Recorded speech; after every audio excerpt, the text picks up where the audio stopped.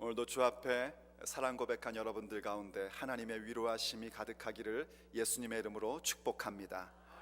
우리의 삶에서 만날 수밖에 없는 여러 가지의 애통할 일들이 도리어 하나님 나라의 위대한 사건으로 승화되는 그 위로가 우리 가운데 나타나게 될 것입니다. 예수님을 따르는 제자가 되기 위해서 우리는 복에 대한 개념부터 바르게 가져야 됩니다. 과연 복이 무엇이냐라는 그 생각, 그 정의를 어떻게 갖느냐에 따라 우리의 삶의 목적은 바뀌게 되어 있고 삶의 방법도 바뀌게 되어 있습니다. 예수님께서 자기에게 가까이 나온 제자들에게 말씀을 하십니다. 산상수훈의 말씀을 통해서 예수님을 따르는 제자됨에 있어서 갖게 되는 은혜가 무엇인지, 그 권리가 무엇인지, 그러한 사람의 인생 가운데 아버지께서 보장하시는 것이 무엇인지를 가르쳐 주십니다. 그때 제일 먼저 우리에게 가르쳐 주신 것이 바로 복에 대한 선포의 말씀이었습니다. 주님께서 입을 열어 말씀하십니다. 원문대로 풀어 설명하면 복되도다. 얼마나 사람들이 귀를 기울였을까요? 이어서 말씀하십니다. 심령이 가난한 자들이여. 사실 우리의 일반적인 상식으로는 이해되지 않는 말입니다. 심령의 가난함이 어떻게 복이 될 수 있는가? 주께서 말씀하십니다. 왜냐하면 천국이 그들의 것이기 때문이다. 과연 고개를 끄덕이게끔 만들어줍니다. 그런데 이어서 또 말씀하십니다. 복되도다 하시더니 더 이해하기 힘든 말씀을 하십니다. 애통하는 자들이여. 애통이라는 말은 슬퍼하고 마음이 괴롭다는 얘기입니다. 그래서 통곡한다는 얘기입니다. 성경적인 표현을 쓰면 깊은 슬픔과 깊은 아픔을 표현하는 단어가 애통이라는 단어입니다. 그것을 어떠한 이미지로 설명을 하는 단어는 이렇다고 합니다. 그 통증의 정도가 창자가 끊어지는 듯한 아픔이라는 뜻이랍니다. 아니 어떻게 창자가 끊어질 듯한 아픔, 내 삶의 깊은 슬픔, 고통, 그게 복되다니요? 도저히 이해가 되지를 않습니다. 우리가 예수님을 믿는 믿음 안에 살고 있으면 우리에게는 기쁨이 있고 평안이 있고 행복이 있습니다. 그것은 이 세상 어떤 무엇으로도 바꿀 수 없는 것이고 그 누구도 빼앗아갈 수 없는 기쁨이요, 즐거움이요, 행복입니다. 그리고 평강입니다. 맞습니다, 여러분. 우리에겐 그것이 있습니다. 그런데 동시에 잊지 말아야 할 것이 있습니다. 우리가 그렇게 예수님을 믿는 제자들, 예수님을 따르는 제자가 되어서 하나님으로부터 오는 즐거움과 기쁨, 평안과 행복을 갖고 살아가는 우리의 믿음의 여정 속에서도 여전히 우리는 애통할 일들을 만날 수밖에 없다는 사실입니다. 왜냐하면 우리는 지금 이곳에 살고 있기 때문입니다. 만약 어느 누군가가 아니요, 저는 예수님을 믿기 때문에요, 제 인생에서 슬픈 일, 고통스러운 일 그런 거 안 만납니다 라고 얘기한다면 그분은 둘 중에 하나입니다. 위선자든지 아니면 정신적으로 문제가 있는 분일 겁니다. 예수님 믿고 사는 우리들도 분명 위로부터 임한 기쁨과 평안, 즐거움, 행복이 있지만 여전히 육체의 날들을 살아가며 인생의 여정을 살아갈 때에 우리에게는 우리가 싫어하는 슬픈 일, 아픈 일, 고통의 일들을 만나곤 합니다. 그런데 예수님께서 이어서 말씀하십니다.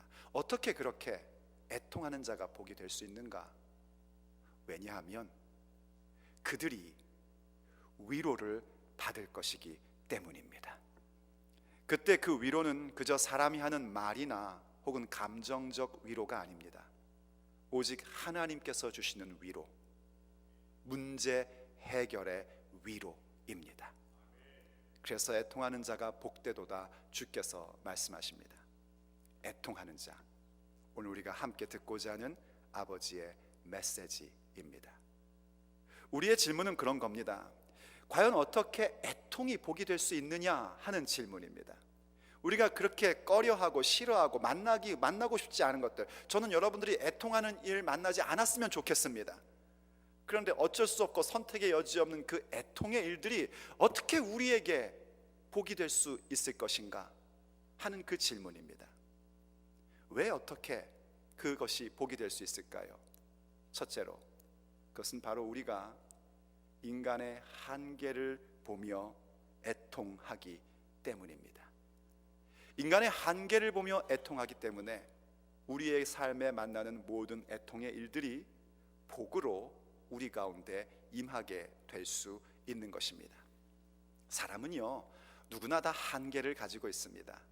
이렇게 얘기하고 싶죠. 우리에게는 한계가 없다라고 말하고 싶어 합니다. 그리고 일반적인 강사들, 사람들에게 취업해 주는 강사들은 한계가 없습니다, 불가능이 없습니다 라고 얘기합니다.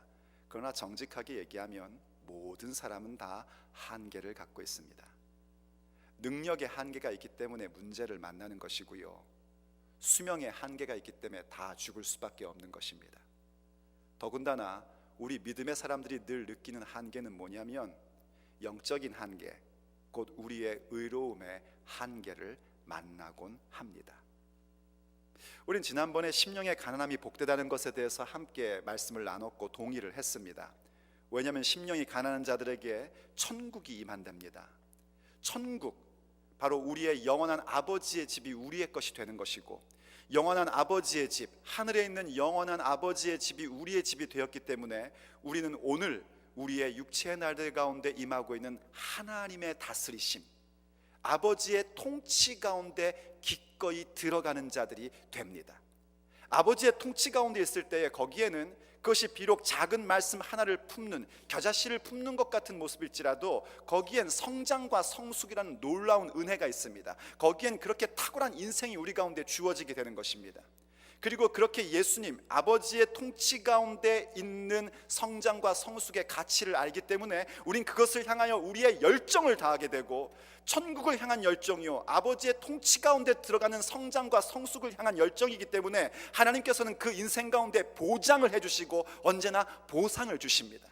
그것은 마치 감추인 보화를 찾는 것 같은 것이고 좋은 진주를 찾는 것과 같은 그런 열정이고, 그 열정에는 보화를 얻게 되고 진주를 얻게 되는 그 복된 보상이 우리에게 주어지게 되는 것입니다. 그래서 우리는 기꺼이 심령의 가난함을 갈망합니다. 우리의 영적 우월감에서 벗어나기를 원하고 영적인 엘리트주의를 버려버리고 그 빈 마음 가운데에 오직 하나님만을 의지하는 그 마음을 담는 심령의 가난함을 추구하고 간구하고 살게끔 되는 것입니다. 자, 그런데 여러분 어떠셨습니까? 저는 한 주간 살시면서 하나님의 통치 가운데 계셨습니까? 심령의 가난함을 사셨습니까? 혹시 이러지 않았습니까? 그래도 내가 그 사람보다 낫지, 이런 생각 가져본 적 없으십니까? 맞습니다. 우린 분명히 아멘 했고 동의했고 그러길 원했는데 실제적 우리의 삶에서 또 실패하는 우리 자신을 발견하곤 합니다. 그게 바로 우리의 한계, 영적 한계입니다. 그 영적 한계를 보며 애통해 할 줄 아는 것이 복입니다. 그런 한계를 보면서 어쩔 수 없지 뭐 어떡하겠어, 난 한낱 인간에 불과한데 하며 아무렇지 않게 생각하는 것은 복이 아닙니다. 왜 분명히 말씀에 대하여 동의했는데, 왜 분명히 성령께서 나와 함께 하시는데, 왜 분명히 나는 아버지 앞에 결단했는데 왜 안 되고 마는가, 왜 이러는 것인가 하는 그 애통이 통증으로 올 수 있을 때 그것이 복입니다.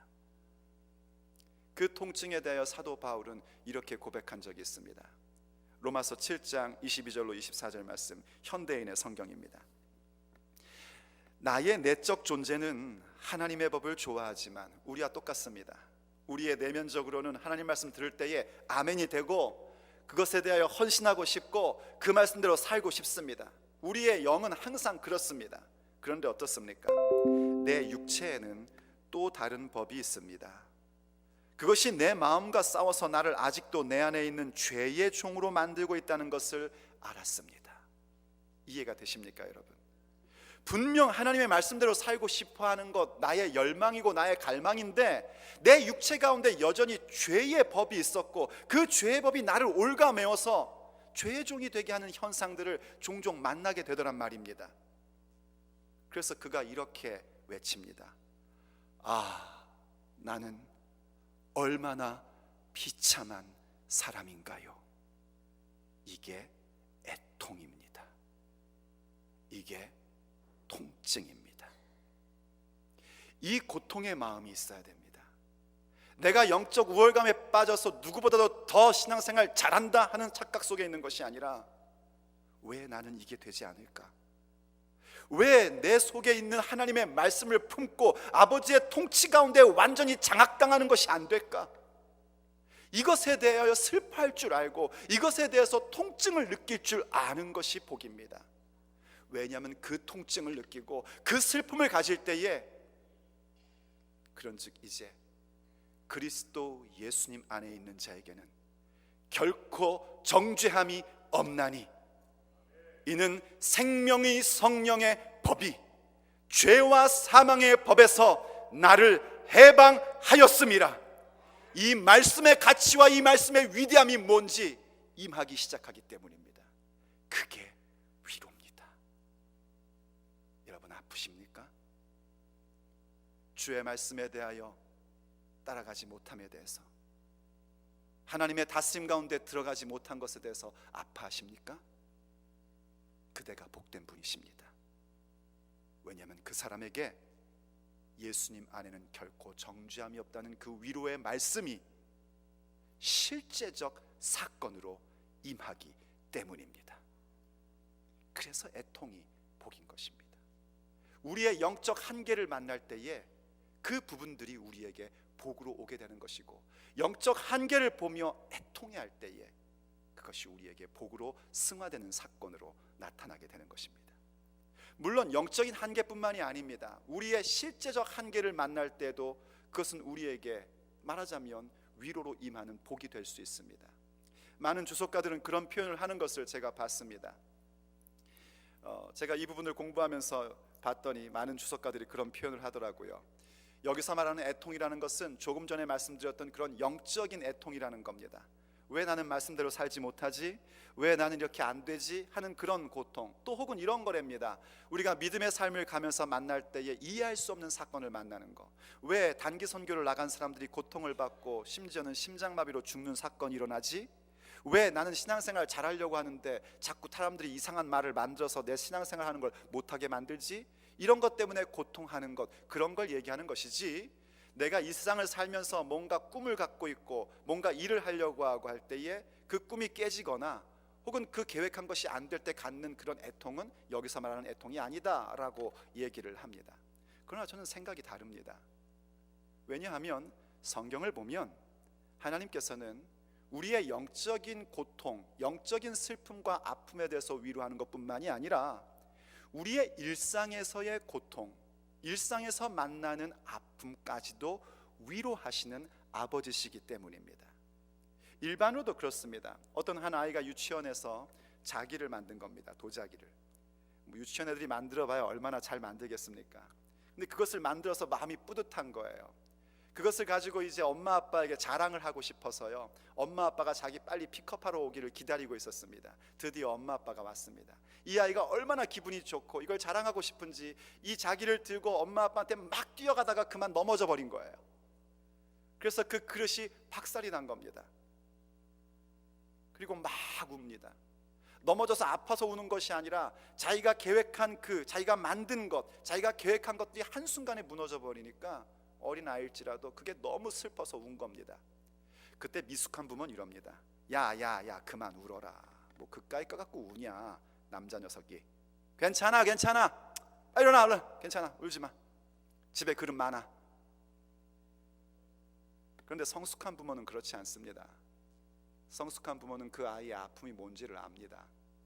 그래서 그 아이를 끌어안아주고 위로하고 그 마음을 헤아릴 줄 아는 것이 성숙한 부모의 모습입니다. 우리 하나님은 완전하신 아버지십니다. 여러분이 가장 상상할 수 있는 최고의 아버지를 상상하신 후에 그보다 더 귀한, 더 놀라운 아버지이십니다 라고 생각하시면 됩니다. 그 하나님 아버지께서 우리의 실질적 삶에서 만나는 그 고통과 슬픔에 대한 부분에 대해서 위로하시는 것은 당연한 일입니다. 주님께서 이렇게 말씀하신 적이 있습니다. 이사야 66장 13절 말씀입니다. 어미가 자식을 위로함 같이 내가 너희를 위로할 것인즉 너희가 예루살렘에서 위로를 받으리니. 아멘. 엄마가 자식을 위로함 같이 우리 하나님께서 우리를 위로해 주신다는 것입니다. 엄마가 자녀를 위로함, 부모가 자녀를 위로하는 것처럼 우리가 영적인 한계를 만났던 혹은 실제적인 한계를 만나서 슬퍼하던 어떤 슬픔이든지 그 모든 애통을 하나님께서 위로해 주신다는 것입니다. 중요한 건 뭐냐면 이 모든 한계를 만나면서 내가 슬퍼할 때에 어디에서 슬퍼하느냐는 겁니다. 그래서 두 번째, 우리의 애통함이 복이 될 수 있는 이유는 우리가 주님의 품 안에서 울기 때문입니다. 무슨 애통을 갖고 있든지 가장 중요한 것은 어디서 울고 있느냐는 겁니다. 세상 사람들은요, 애통하는 일이 생길 때에 엉뚱한 장소에서 통곡하고 웁니다. 어떤 사람은 주먹을 공중에 휘둘리기도 하고요. 저는 그런 분들도 봤습니다. 너무나 속상해서 뒷문 밖으로 나가가지고 하늘을 향해서 소리를 질렀답니다. 그러기도 합니다. 또 어떤 분들은 애꿎은 배우자에게 승질을 냅니다. 그리고 어떤 분들은 벽을 주먹으로 치기도 합니다. 또 더 심한 분들은요, 술집에 가서 술을 엄청 마셔댑니다.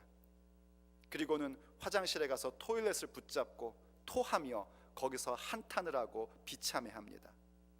거기엔 위로 없습니다. 거기엔 지저분한 것만 있을 뿐이고 사람들의 인상을 찌푸리는 일들만 있을 뿐입니다. 우리가 애통해야 될 자리가 어디인가? 그 자리는 오직 하나님의 품, 예수님의 품 안입니다. 하나님 앞에 통곡하고 기도할 줄 아는 자들이 될 때에 우리가 어떤 한계를 만났든지, 그것이 영적인 한계든지 신앙생활을 가면서 만나는 한계든지 혹은 우리의 현실적 한계든지 그 모든 한계 가운데 아버지의 위로가 임하는 복이 나타나게 되는 것입니다. 주님 품 안에서 울 줄 알아야 합니다. 성경에 보면 사무엘을 낳은 한나라는 여인이 있었습니다. 그 한나가 사무엘을 낳기 전에 자식이 없어서 많은 고통을 받고 살았습니다. 그의 남편 엘가나는 그때 당시 고대의 팔레스타인 지역의 풍습에 따라서 아내를 둘을 데리고 있었는데 또 다른 아내는 브닌나라는 이름을 갖고 있었습니다. 브닌나는 자녀들이 제법 있었습니다. 하지만 한나는 자식이 없었습니다. 그래서 늘 브닌나가 이 한나를 괴롭혔던 모양입니다. 왜냐하면 남편이 브닌나보다 한나를 더 좋아했기 때문입니다. 하루는 하나님께 제사를 드리려고 실로로 갔습니다.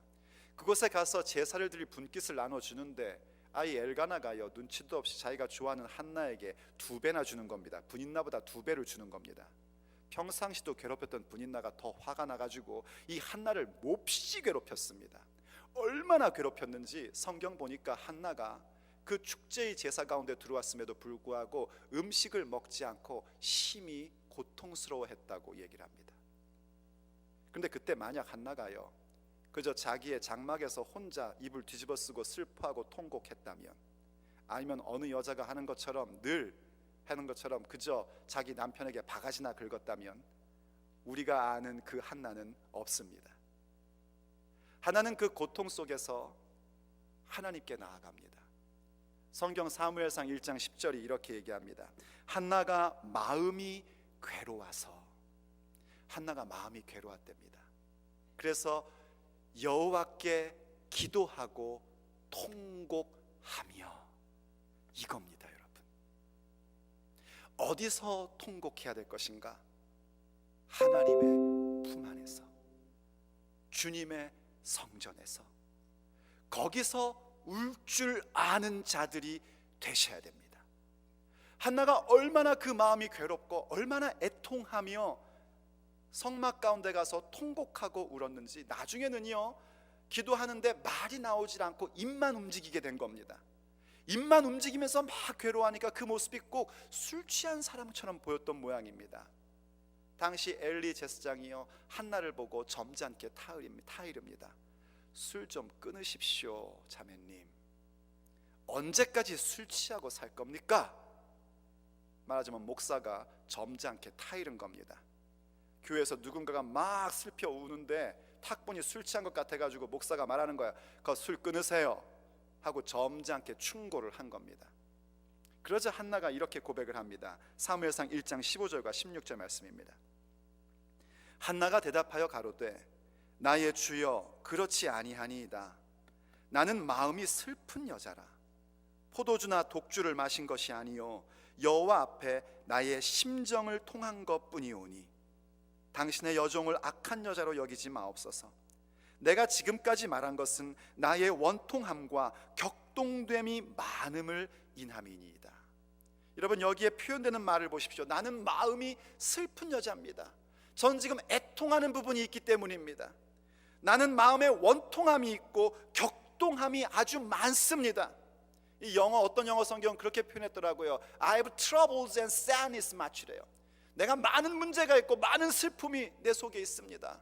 그래서 하나님께 통한 것뿐입니다. 하나님 앞에 나와 말씀드린 것이고 하나님께 통곡한 겁니다 라고 얘기합니다. 이 모습이 우리에게 있어야 한단 말입니다.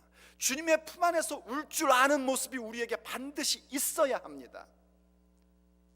엘리 제사장이 얼마나 민망했을까요? 저는 목사기 때문에 엘리 제사장의 마음이 사뭇 이해가 됩니다.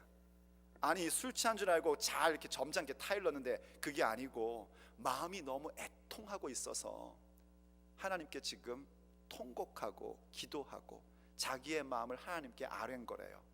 아이고야, 내가 착각했구나. 굉장히 민망했을 것 같습니다.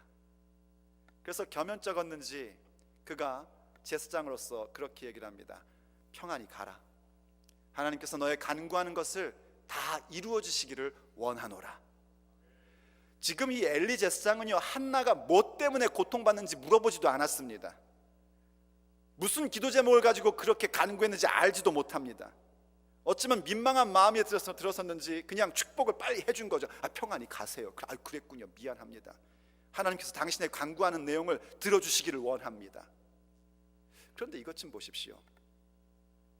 무슨 기도 제목인지도 모르면서 그렇게 말씀하십니까? 라고 묻지 않고요, 이 한나가 그 말씀을 듣자마자 이렇게 고백을 합니다.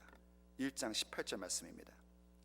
가로되 당신의 여종이 은혜 입기를 원하나이다 하고 가서 먹고 얼굴에 다시는 수색이 없으니라. 이게 하나님의 품 안에서 우는 자들의 특징입니다. 하나님의 품 안에서 울다 보니 제사장이 어쩌면 그저 하는 말로 들릴 수 있는 내용들, 여러분 우리도 그럴 때 있지 않습니까? 예배 끝나고 나갈 때 그냥 괜히 목사님한테 아이고 은혜 받았어요, 사실은 그냥 인사말로 하는 경우가 많지요? 아니신가 보네요. 그럼 목사도 얘기합니다. 예, 감사합니다, 축복합니다. 그냥 우리 늘 인사처럼 말하는 그런 내용들이 종종 있습니다. 그런데 하나님 앞에 자신의 한계를 느끼며 애통해 할 줄 알고 그 애통함 가운데에 그 슬픔을 다른 데서 우는 것이 아니라 주님의 품 안에서 울 줄 아는 자들은 그냥 지나가는 말로 들리는 이야기 속에서도 하나님의 약속을 붙잡습니다. 아버지께서 말씀하시는 것으로 듣습니다. 당신이 그렇게 말씀하셨으니 말씀대로 될 것입니다. 그냥 지나가는 말로 목사가 축복합니다, 평안하세요 했음에도 불구하고 하나님의 품 안에서 울었기 때문에 그 축복의 말씀을 나에게 주시는 말씀으로 붙잡게 되는 것입니다. 그리고 그런 사람에게 일어나는 특징은 뭐냐면 얼굴에 수색이 없답니다. 여러분 성경을 꼼꼼히 읽어보십시오. 한나가요 엘리 제사장이 당신에게 하나님께서 응답 주시기를 원합니다 할 때에 임신의 징조가 있지 않았습니다. 뭐 갑자기 속이 울렁거리거나 그런 거 없었어요. 아무것도 바뀐 게 없었습니다. 환경은 하나도 바뀐 게 없었어요. 성경 읽어보니까 그 제사의 기간이 끝나고 집에 가서 그때 하나님께서 기억하셔서 한나로 하여금 아기를 갖게끔 해주셨답니다. 그런데 주님 품 안에서 울고 나니까 약속의 말씀을 받는 순간 그것이 자기의 삶의 사건인 것을 믿게 됩니다. 그래서 환경 바뀌지 않았고 아무 징조가 없음에도 불구하고 얼굴에 수색이 하나 없어집니다. 그게 주님의 품 안에서 우는 자들의 특징입니다. 여러분 그런 사람들을 가까이 하십시오. 예배당에서는 통곡하고 우는데 저 문을 나가는 순간 의연한 표정으로 걸어가는 사람들, 그 사람들이 복된 사람입니다. 여러분이 그러한 사람들이 되셔야 됩니다.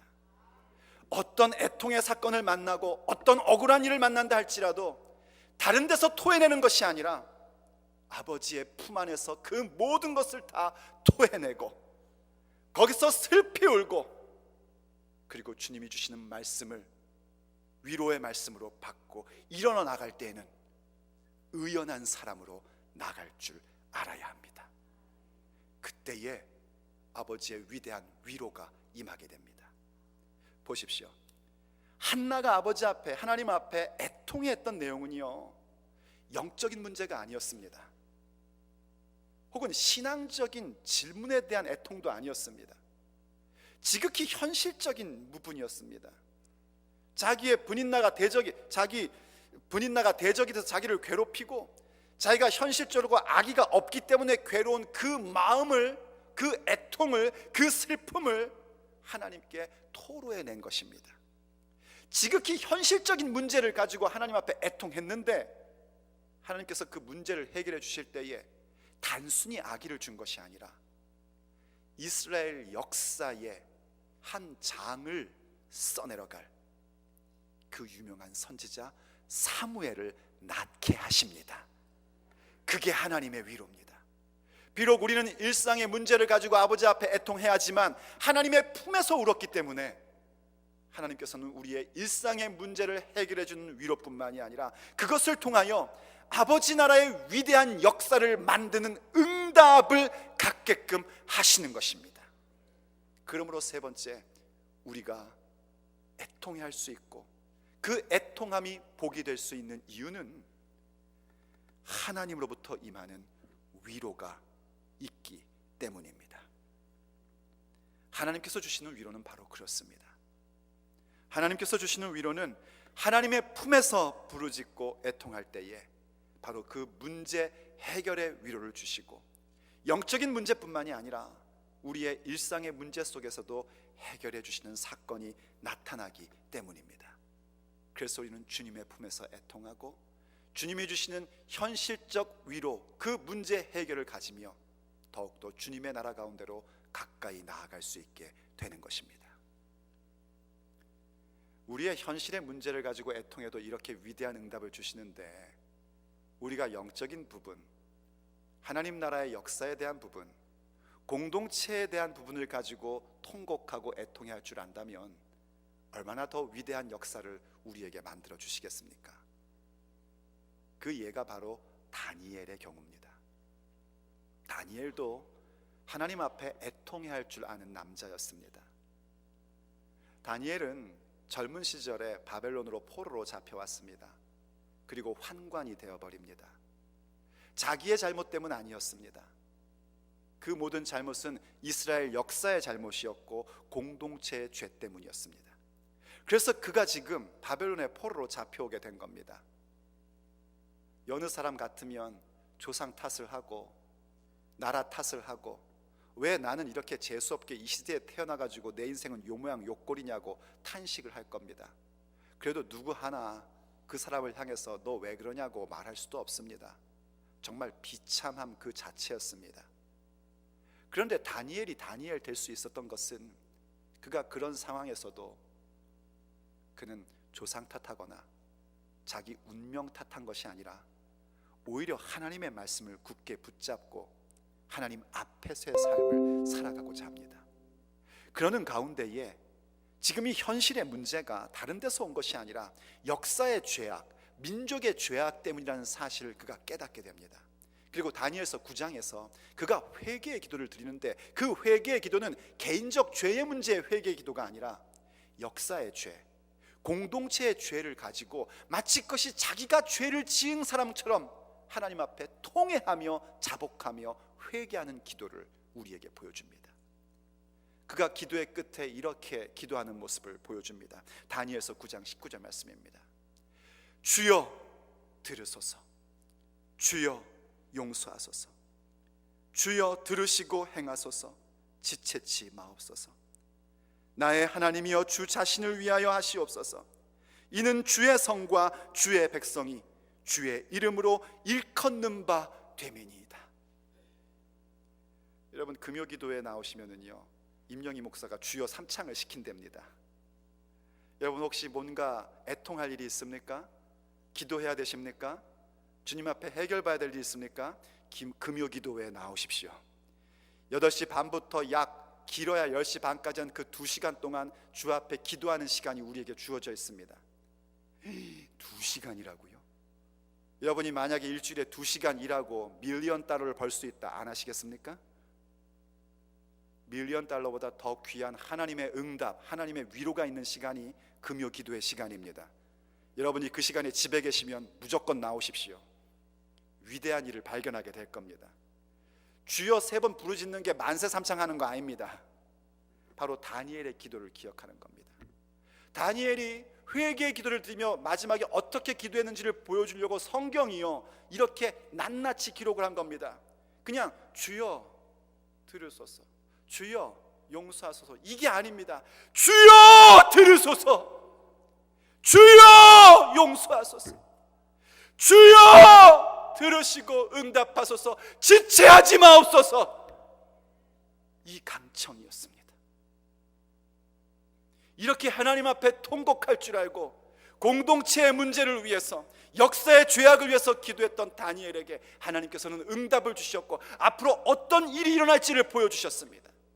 뿐만 아니라 그를 하늘의 별과 같이 만들어 주셨고 지금도 예수님의 제자가 되려는 사람들에게 본이 되는 자로 우리 앞에 우뚝 세워 주신 것입니다. 그것이 하나님이 주시는 위로입니다. 우리에게도 동일한 위로가 있습니다. 우리가 이렇게 하나님 아버지 앞에 우리의 한계를 복격하며 애통해야 할 줄 알고 그 모든 한계를 주님 품 안에서 애통해하며 통곡하고 울 줄 알 때에 아버지께서 우리에게 영원한 위로를 주십니다. 주님께서는 요한계시록을 통하여 우리에게 이렇게 약속하고 계십니다. 이는 보좌 가운데 계신 어린 양이 저희의 목자가 되사 생명수 샘으로 인도하시고 하나님께서 저희 눈에서 모든 눈물을 씻어주실 것임이로라. 요한계시록 21장 4절은 또한 이렇게 약속하고 있습니다.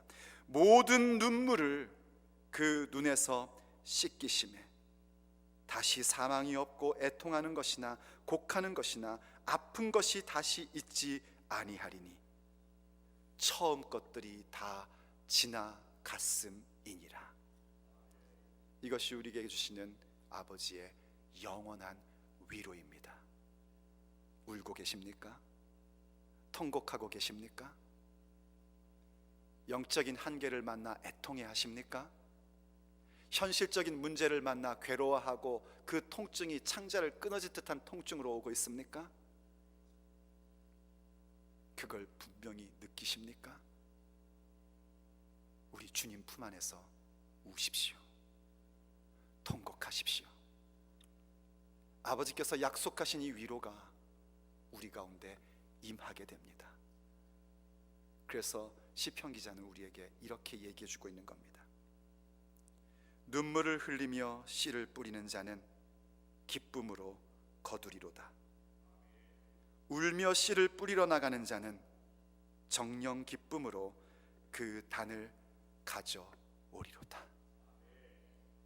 울면서라도 우리는 뿌려야 합니다. 통곡하며 아버지의 다스림 가운데 들어가는 그 심령의 가난함을 사기 위하여 씨를 뿌리는 자들이 되어야 합니다.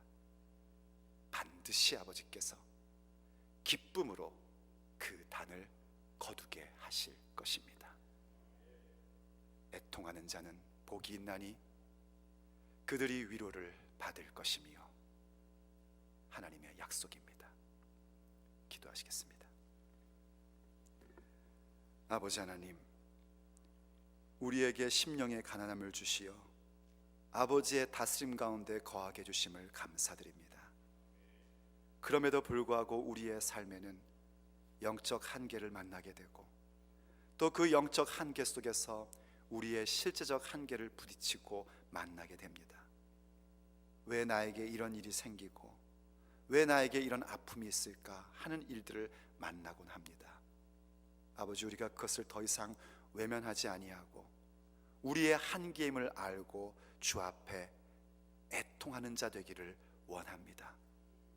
다른 곳에서 통곡하고 토하는 자들이 아니라 오직 아버지의 품 안에서, 주의 성전에서 한나처럼 다니엘처럼 주의 품에 안기어 울 수 있는 사람 되기를 원합니다.